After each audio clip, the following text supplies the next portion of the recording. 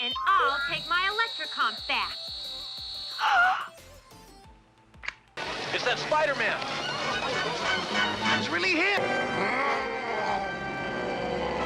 Remember when superhero TV in the 1970s was just out here winging it with the confidence of a drunk karaoke singer? Today we're counting down 10 of the cheesiest superhero shows of the 1970s that we all loved to watch. Some of it was incredible, and some of it was incredibly weird. Especially number 2, which involves ancient Egyptian magic, a high school teacher, and enough eye makeup to put Mimi Bobek to shame. Oh, and be sure to like and subscribe because it really does help this channel. Now, tighten your utility belts and adjust your capes, and let's get... Number 9, The Monster Squad, NBC. Not to be confused with the 1987 cult movie that actually made sense, this Monster Squad came first in 1976 and it was gloriously, beautifully unhinged. Picture this pitch meeting. What if a night watchman at a wax museum accidentally activates a crime-fighting computer hidden in a sarcophagus that brings Frankenstein, Dracula, and the Wolfman to life as superheroes? Someone in power heard that and said, "Best idea ever." I'm going to buy a paper doll that I can call my own. One that other fellows cannot steal. What followed was pure Batman 66 style insanity, which makes sense because it was created by Stanley Ralph Ross, one of the leading writers on the Adam West Batman series. The show starred Fred Grandy, yes, Gopher from The Love Boat, as Walt, the criminology student turned night watchman. The monsters had delightfully ridiculous secret identities. Dracula was Drac, Frankenstein was Frank and Stein, and the Wolfman was Bruce W. Wolfe. Each week they'd roll out in their monster van to fight delightfully camp villains like Queen Bee, who actually controlled killer bees. A bumble here, a bumble there, here a bumble, there a bumble, everywhere a bumble, bumble. If you don't recognize her, that was Alice Ghostly, best known as the bumbling witch Esmeralda on Bewitched. Henry Pollock II delivered Dracula with full Shakespeare in the Park intensity despite the plastic fangs. Buck Cartalian's Wolfman defied gravity with wall-crawling action, and Michael Lane's Frankenstein? Well, he talked, cracked dry one-liners, and brought big sarcastic uncle at the barbecue energy, even while dressed like an overgrown Halloween prop. After saving the world with monsters, Fred Grandy boarded the Love Boat for a 9-season run as America's favorite cruise ship purser, then pulled the biggest plot twist of all and went into politics. Number 8, Electra Woman and Dyna Girl, NBC. From the glitter-splattered imagination of Sid and Marty Krofft, the same minds that brought you HR Pufnstuf and some of the weirdest shows ever to air before lunchtime, came the most aggressively sparkly crime fighters in television history. Now, we covered several of these in our Weirdest TV Shows 80s Kids Loved video, but finish watching this before going to check that one out. So, this wasn't just cheesy. This was 16 episodes of camp dipped in glitter, shot through a disco ball, and bedazzled by someone going through something. The show aired as 16 12-minute segments on the Krofft Super Show. Be careful, Electra Woman. You could be running into a trap. I'll be careful, Frank, but I've got to find Dyna Girl before it's too late. Pure sugar rush television for kids already wired from Saturday morning cereal. Launched in 1976, Electra Woman and Dyna Girl had laser gauntlets called Electrocoms that could do whatever the plot required. Needed to melt seal? Electra Force. Freeze a villain? Electra Freeze. The writers basically slapped Electra in front of every word in the English language. Their car was the Electra car, which transformed into the Electra plane and flew into low Earth orbit. Deidre Hall, yes, Marlena Evans on Days of Our Lives' Deidre Hall, played Electra Woman alongside Judy Strangis as plucky teen sidekick Dyna Girl. Their secret identities were reporters for Newsmaker magazine, which was either the laziest cover story of all time or a devastating blow to journalism as a whole. The villains were played by surprisingly legit actors, clearly cashing paychecks and having the time of their lives. Michael Constantine, Tula's father in My Big Fat Greek Wedding, played the sorcerer with Shakespearean dignity. But let's talk about those effects. Think middle school play meets Fog Machine minus any grown-up supervision. One minute you're rooting for Electra's laser beams, the next you're blinking at a papier-mâché volcano exploding in glitter. It was television made by people having the time of their lives, budget be damned. Number 7, The $6 Million Man, ABC.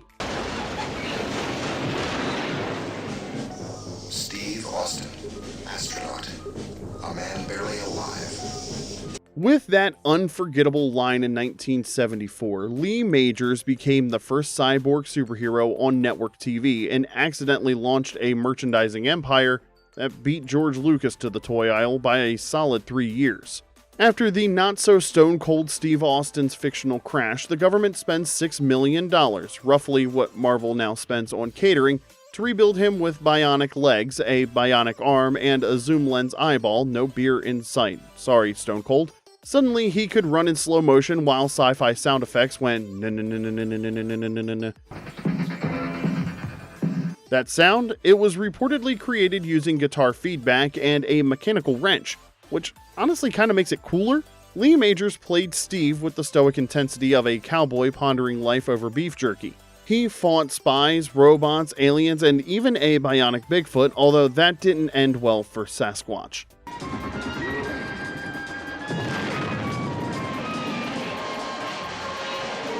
Kids were obsessed. They had action figures, lunchboxes, and comics, and they reenacted every slow-mo battle in the backyard, complete with homemade sound effects. Dun dun dun dun dun dun dun dun dun dun dun. You could hear it echoing through neighborhoods coast to coast. Trust me, I was one of those kids. The $6 Million Man ran for 5 seasons, plus 6 TV movies, and proved superhero TV could be action-packed, emotional, and insanely marketable. Lee Majors went on to star in The Fall Guy, and continues to act today at age 84. Still looking like he could toss a henchman across a warehouse, even if he needs a nap afterwards. Number 6. The Bionic Woman. ABC, NBC.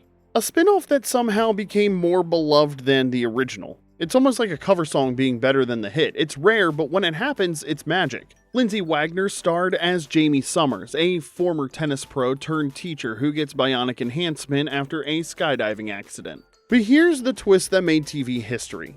Jamie actually died in her first $6 Million Man appearance. Audience reaction was so positive they literally brought her back from the dead with experimental cryogenics and better bionics.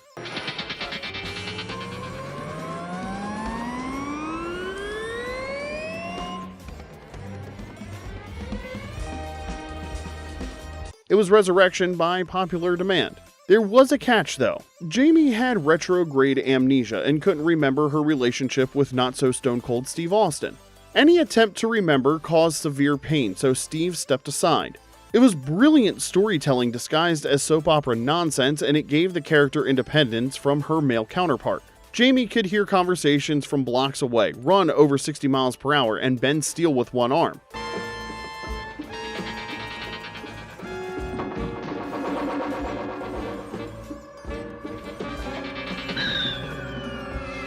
Basically the entire utility belt of a Swiss Army knife in bell bottoms. And unlike Steve, she didn't go full slow-mo punch machine. She rarely used her strength on people, and never with deadly force.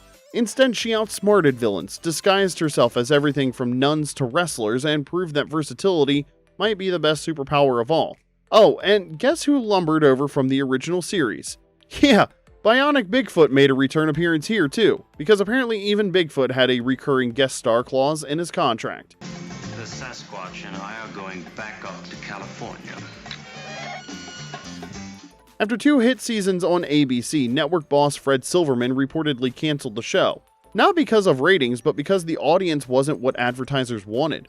Welcome to network TV logic, where being too popular with the wrong people still gets you canceled. NBC immediately scooped it up, creating TV history with characters crossing between shows on different networks simultaneously. Lindsay Wagner went on to win an Emmy for playing a cyborg, something no one in the Marvel Cinematic Universe has ever managed. Since you're still here, hit that like button and be sure to subscribe. We've got more retro TV deep dives coming your way, so let's get back to our countdown with a show that took audiences underwater and somehow made it work.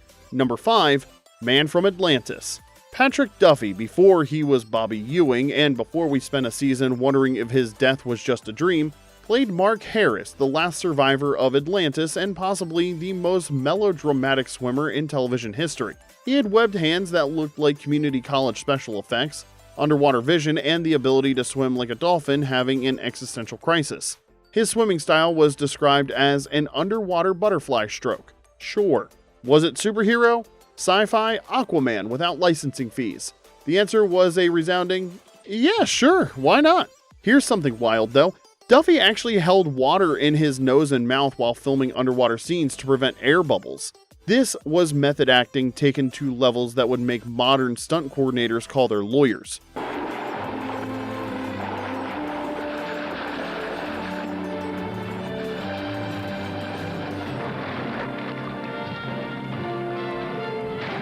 The show started as 4 successful TV movies, convincing NBC to order a weekly series in 1977, which was a massive mistake. The movies had movie budgets for underwater special effects.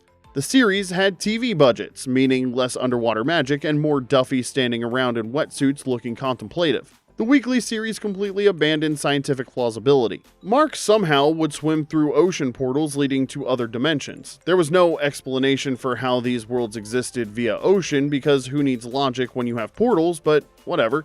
The scripts became so silly that Duffy later compared them to the campy 60s Batman show, and I'm starting to sense a pattern here. Villain Mr. Schubert, played by Victor Buono, best known as King Tut from Batman, had delightfully over-the-top schemes, including melting polar ice caps with microwaves. The show was canceled after 13 episodes, but Patrick Duffy landed on his feet, playing Bobby Ewing on Dallas. I think he turned out just fine.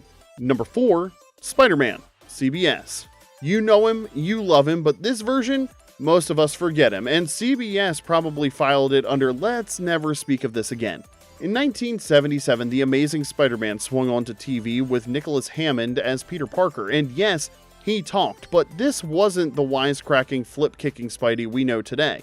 This was a well-mannered, slow-moving Spider-Man who approached crime fighting like he was working through a checklist.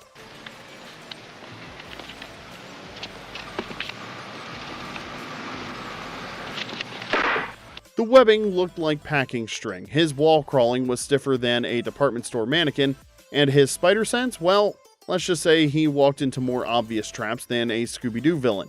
Hammond, a classically trained actor, brought sincerity to the role, but he looked less like a frazzled science student and more like the guy who confiscates your yo-yo during study hall. Still, to his credit, he gave it everything he had, even if the special effects didn't. Though it was set in New York, the show was filmed in Los Angeles, so instead of iconic cityscapes and web swinging through skyscrapers, we got indoor conference rooms and the occasional rooftop parking garage. You know one of Spidey's forgotten nicknames, he was the master of the fluorescently lit hallway.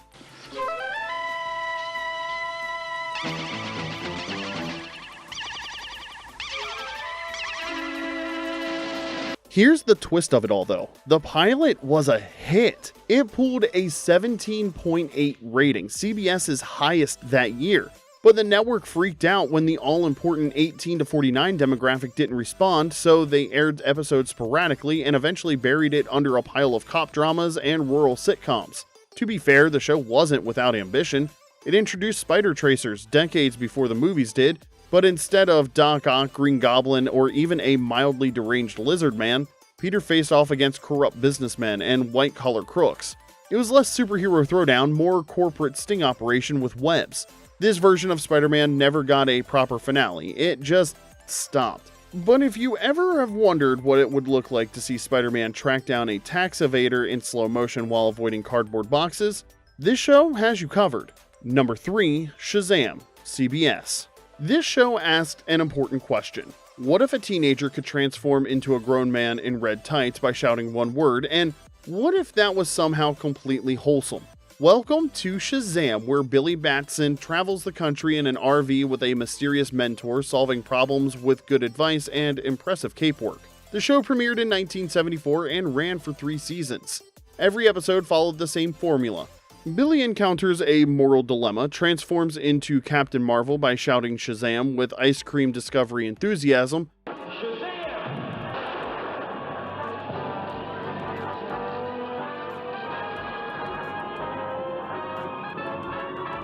solves problems without throwing punches, and reminds kids to do homework and respect their elders. This was Saturday morning television, meaning it had to be educational according to moral standards set in the 1970s.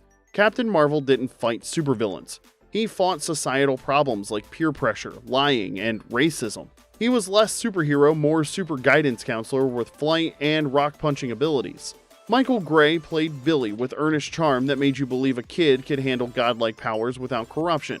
Les Tremaine played Mentor with mysterious gravitas, though the character's background was never really explained. Was he a wizard? Was he a former Captain Marvel? Or was he a really dedicated guidance counselor? We never truly found out. Here's where things got dramatic.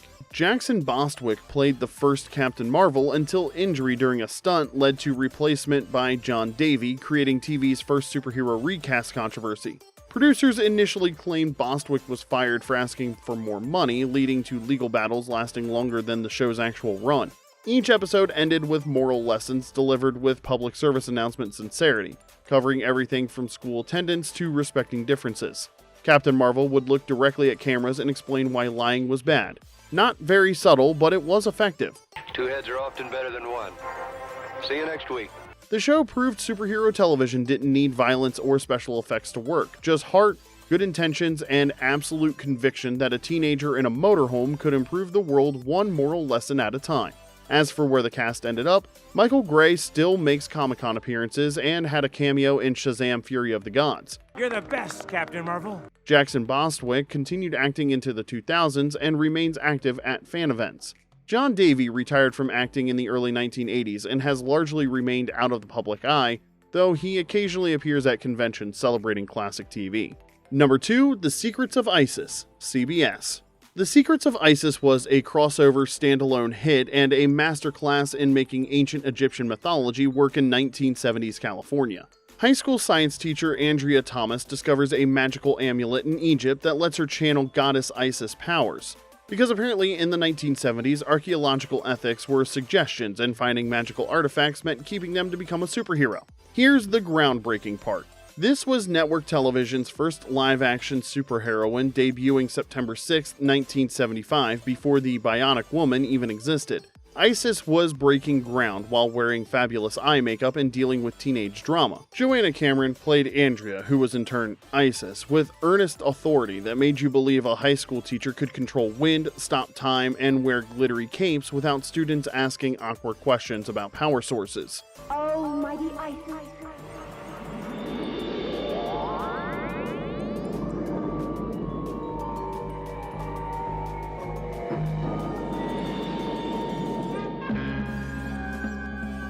With a quick chant, Joanna would transform and help students navigate cheating, bullying, hitchhiking dangers, and occasional jewel thieves targeting California high schools. Her powers activated through rhyming couplets because ancient Egyptian magic had specific poetry requirements.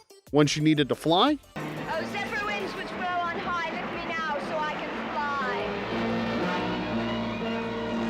fly. I just love that. The show was created because Filmation wanted a female Captain Marvel counterpart but didn't want to pay DC Comics for Mary Marvel licensing. So they invented their own goddess, gave her a teacher's salary, and called it a day. Cameron, a former fashion model, brought charisma and brains to the role. The costume combined regal Egyptian motifs with a no-nonsense 70s flair. She even did most of her own stunts, including wire-rigged flying scenes, long before that was expected from TV actors. Most of the program's storylines involved Isis coming to the rescue of high school students who found themselves in danger due to unwise choices. When someone dares you to do something, it's often something that's either dangerous or wrong to do for some other reason. Isis regularly crossed over with Shazam, creating television's first shared superhero universe before anyone knew what cinematic universes even were. The shows often aired back-to-back as the Shazam Isis Hour, with characters teaming up to solve problems requiring both Egyptian magic and Greek powers. Joanna Cameron retired from acting by 1980, later working in hospital administration and marketing. She stayed out of the spotlight until her passing in 2021. Number 1, The Incredible Hulk, CBS. At number 1, we have the moody, misunderstood, and surprisingly sophisticated king of 70s superhero TV, The Incredible Hulk. Mr. McGee, don't make me angry. You wouldn't like me when I'm angry. Bill Bixby played Dr. David Banner, a man haunted by grief, gamma radiation, and an unfortunate tendency to turn into a green range monster when provoked. Lou Ferrigno brought the Hulk to life, conveying raw emotion while painted head to toe in green and wearing purple pants with adamantium-level durability. Jack Colvin played Jack McGee, the relentless reporter who became the show's moral antagonist. He wasn't evil, he was just a guy doing his job, and in a clever twist, He was modeled after Les Miserables' Inspector Javert. What made the show work wasn't the action, it was the pathos. Creator Kenneth Johnson reimagined the character as a tragic figure, drawing inspiration from Les Miserables, Dr. Jekyll and Mr. Hyde, and classic Greek tragedies. The result was less comic book and more character study, a meditation on anger, loneliness, and the cost of power. Each week played like The Fugitive with a monster twist. Banner drifting from town to town, trying to help strangers while staying one step ahead of the dogged reporter Jack McGee. The transformations were inevitable, so was the fallout. Johnson made big changes from the comics. Some were controversial at the time. The Hulk didn't speak, he had no costume, he wasn't even called Bruce. The network thought Bruce sounded too comic booky. The casting process was wild. Arnold Schwarzenegger was rejected for being too short. Richard Kiel, yes, Jaws from the Bond films, was hired but replaced after the pilot movies. Bixby and Ferrigno never watched each other's scenes or discussed the role. That creative separation made their dual performance feel even more fractured. Two sides of one tortured soul who never truly met. Ferrigno's transformation process was brutal. The green body paint took hours, the contact lenses were painful, and his wig was dyed yak hair. Because nothing says unstoppable beast like angry livestock from the Himalayas. The transformations, though, were iconic.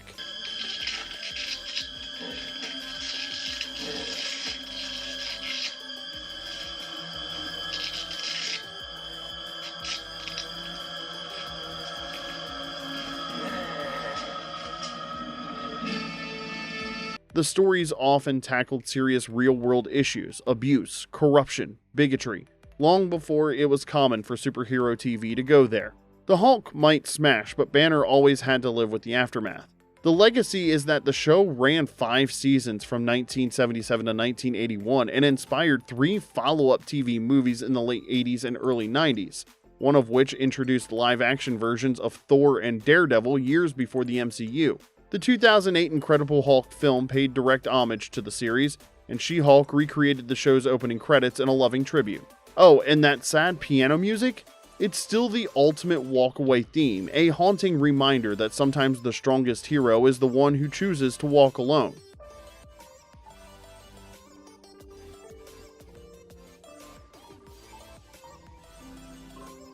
Bill Bixby went on to direct 30 episodes of Blossom, proving he could handle both gamma radiation and teenage angst. He passed away in 1993.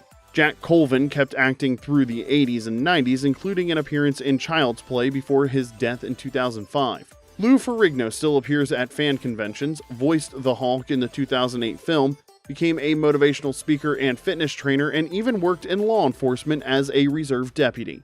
And there'd be superhero shows from the 1970s that proved you didn't need CGI budgets to make something unforgettable.